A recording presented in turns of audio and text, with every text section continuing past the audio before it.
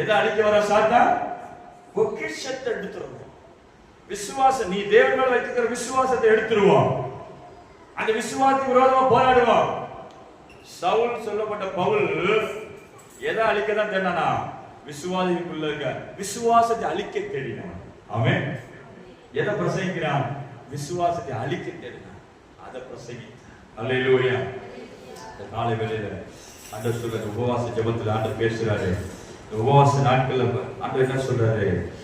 என்ன செய்யறாரா? வழியில் இருக்கிற சத்துருக்கள் விலகும்படியாக கர்த்தர் உபவாச ஜெபத்தின் மூலமாக கர்த்தர் நம்மை ஆசீர்வதிக்கிறார். ஆமென். வழியில் உள்ள சத்துருக்கள் விலகும்படியாக அழிந்து போகிற பொன்வெளியை காட்டிலும் விலையேற பெற்ற அந்த விசுவாசத்தை பாதுகாப்பதற்கு விசுவாச ஜெபம், உபவாச ஜெபம் அவசியமாக இருக்கு. ஹல்லேலூயா. நீங்க ஏன் உபவாசி ஜெபிக்கணும்? உங்கள் விசுவாசம் விருத்தி அடையும். ஹல்லேலூயா. உங்கள் விசுவாசத்தை சாத்தான் திருடாதபடி. ஆமென். எந்த பிரச்சனைக்கும் விசுவாசம் தான் முக்கியம். கர்த்தர் மேல இருக்கிற விசுவாசம். ஹல்லேலூயா. அது மேலதான் சாத்தான் திருடுவான். அதை காலி பண்ண இந்த விசுவாசம் அந்த ஆத்மா என்ன பண்ணாது? கர்த்தரை தேடாது, எல்லாத்தையும் இழந்து போயிடும் சொல்லி சத்துருக்கு தெரியும். இன்னைக்கு நம்ம வாழ்க்கையில போராட்டம் வர்றதுக்கு எதுக்காக சத்துரு எதுக்காக போராடுறான்னா உங்க ஆவியில இருக்கிற அந்த விசுவாசம். அல்லேலூயா. அதான் பவுல் சொல்ற நல்ல போராட்டத்தை விசுவாசத்தை நல்ல போராட்டம். அல்லேலூயா. எதுக்காக போராட்டம் வரும்? விசுவாசத்தை அழிக்கணும். இயேசு கிறிஸ்து சொந்த ரட்சகராக ஏற்றுக்கொண்டு அவரை ருசி பார்த்து அவர் கொடுக்கிற வார்த்தை விசுவாசி ஓடிக்கொண்டிருக்கிற உனக்கு அவருக்குள்ள இருக்கிற ஐக்கியத்தை உடைக்கும்படியாக அவர்களுக்கு உங்களுக்கு கனெக்ஷனை டிஸ்கனெக்ட் பண்ண முடியாதான் சாத்தான் போராட்டத்தை கொண்டு வர்றான். அந்த போராட்டத்தினாலே உன்னை சோதனைக்குள்ளாக்குறான்.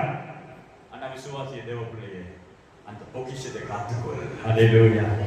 கர்த்தர் உனக்கு கொடுத்த பொக்கிஷத்தை காத்துக்கொள். வேதத்துல வாசிக்கிற 2 தீமோத்தேயுல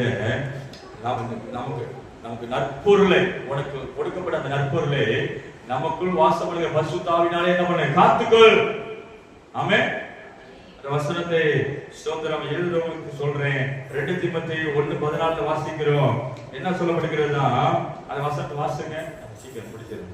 ஸ்தோத்திரம் ஸ்தோத்திரம் ஸ்தோத்திரம். ஒப்புவிக்கப்பட்ட அந்த நற்பொருளை நமக்குள்ளே வாசம் பண்ணுகிற பரிசுத்த ஆவியினாலே காத்துக்கொள். நல்ல கவனிங்க. உங்களிடத்தில் ஒப்புவிக்கப்பட்ட நற்பொருள். ஆமென். உங்களுக்குள்ள என்ன பொருள் கொடுத்திருக்கிறார் தேவன்?